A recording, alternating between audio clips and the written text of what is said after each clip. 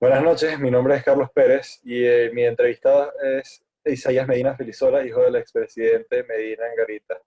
Un placer tenerlo aquí. Muchas gracias, Carlos. El placer es mío. Con mucho gusto. A su orden. Ok, vamos a ir. Primera pregunta.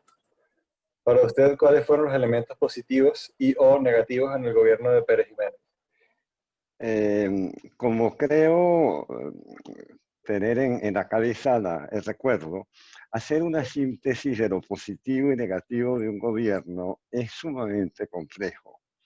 Ahora bien, desde el punto de vista positivo, vamos a empezar con lo optimista. El gobierno de Pérez Jiménez sin duda fue un gobierno que hizo muchísimas obras. Además de las obras físicas que hizo, ahí está el Hotel Humboldt, ahí está la autopista Caracas-La en fin, ahí está la cadena de hoteles con la OTU, toda esta cantidad de cosas que se hicieron. También hay que decir que parte de esas obras venían de proyectos anteriores, de gobiernos anteriores. Sin embargo, Pérez Jiménez, en eso no cabe ninguna duda, fue un apasionado de la grandeza de sus obras. Creo que casualmente en esta época de diciembre era que era acostumbraba inaugurarlas, y se cumplía rigurosa y sistemáticamente con el plan de entrega de las obras, porque como buen militar me imagino que daría órdenes muy precisas y muy concretas. Desde el punto de vista negativo, yo diría que lo más perjudicial es una dictadura.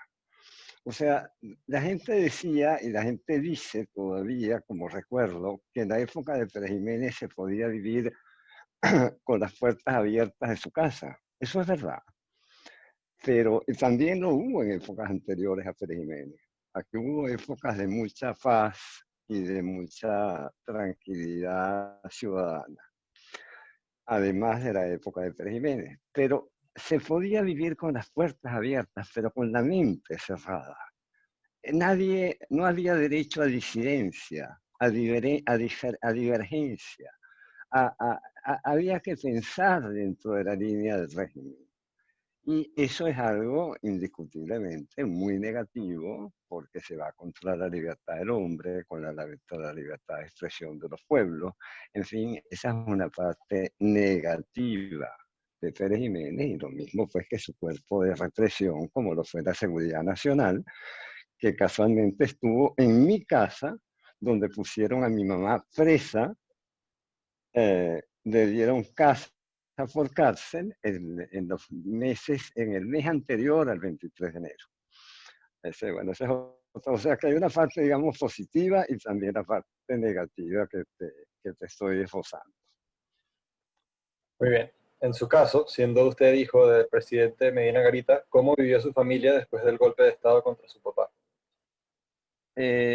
Fíjate, mi papá sale exilado eh, en el año 45, después del golpe del 18 de octubre, que fue un golpe nefasto para Venezuela.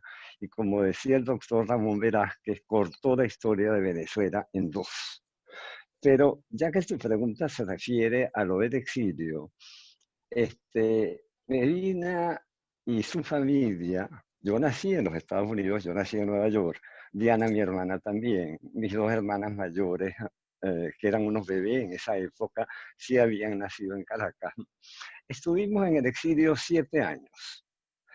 Y a pesar de ese exilio tan doloroso para Medina, que era un venezolano que sentía a Venezuela en carne propia, sentía a Venezuela desde lo más hondo de su corazón y de su razón, siempre mantuvo contacto con Venezuela. No había venezolano que pisara Nueva York que no pasara por el apartamento nuestro en la ciudad de Nueva York.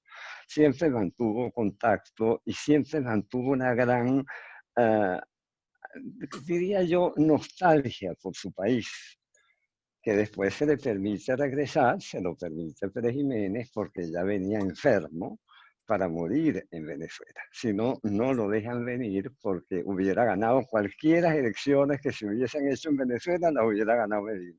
Y eso no le interesaba a Pérez Jiménez. Muy bien. En su opinión, ¿cuáles serían las diferencias positivas y negativas entre la democracia y la dictadura de Pérez Jiménez? Mira, establecer diferencias entre democracia y dictadura es muy fácil, porque las diferencias se ven muy claras, ¿no? La principal diferencia, diría yo, entre la democracia y la dictadura es que en la dictadura no hay libertad de expresión de ningún tipo. Claro, la democracia hoy en día está también muy entaparada, muy viciada, muy difusa. O sea que esos límites de democracia y dictadura a veces son muy grises y son matices muy difíciles de establecer. Pero la gran diferencia entre una dictadura y una democracia, que sea una democracia de verdad y no se quede en el nombre, es sobre todo pues, la libertad de expresión, la libertad de pensamiento que deben tener los ciudadanos. Esa es la gran diferencia. Y para Para terminar, mí, dejando ¿cómo de no? lado las diferencias que usted pueda tener por los hechos ocurridos en su familia, ¿podría rescatar algo positivo del gobierno de Pérez Jiménez que pueda aplicarse en gobiernos actuales o futuros? En primer lugar, muchacho, debo aclararte algo, ¿no? Claro que desde el punto de vista personal yo sería un hijo desnaturalizado si no reconociera algunos errores de Pérez Jiménez, sobre todo el error de haberse comprometido con el golpe del 18 de octubre y haber traicionado como militar que era a su juramento de lealtad al jefe de Estado. Eso, o sea, yo creo que eso no es solamente por mi aspecto de hijo de Isaías Medina Angarita, sino como venezolano, como ciudadano venezolano. Me parece que es negativo, pues, la parte esta de la traición, a pesar de que era un militar de gran nivel. Pérez Jiménez no era un militar cualquiera, era un militar además enviado por Medina a hacer estudios de posgrado en la Escuela de Chorrillos en el Perú. Era un militar de alto nivel desde el punto de vista técnico. Ahora, ¿qué otra parte era la pregunta? Perdona, que se me olvidó. Disculpa. Que sí A podría ver. rescatar algo positivo de su gobierno Bueno, que se pueda aplicar en lo, la actualidad. Bueno, la parte positiva de su gobierno creo que ya de alguna manera te lo esbocé en la primera respuesta.